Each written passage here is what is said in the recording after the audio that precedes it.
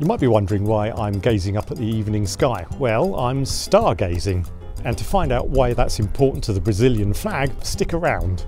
First, the original flag was adopted on the 7th of September 1822 when the eldest son of the Portuguese royal family stayed behind in Brazil when the rest of his family returned back to their native country.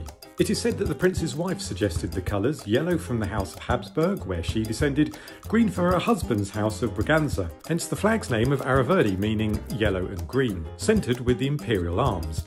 The flag was modified in 1889, where the emblem was replaced by a blue disc bearing a white band with the motto Ordem and Progresso, which translates to order and progress. And now the stargazing part.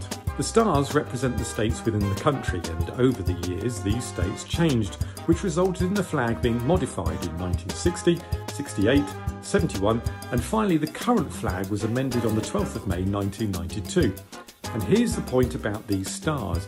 They are arranged to correspond to the constellations visible in the southern hemisphere and are placed as they would have been seen from Rio de Janeiro at 8:30 in the morning of the 15th of November 1889. And that doesn't help me at all, as I'm currently in the northern hemisphere and can't see those constellations no matter how hard I try. It's cold and wet, so like this episode just to make it worthwhile me laying in the damp grass.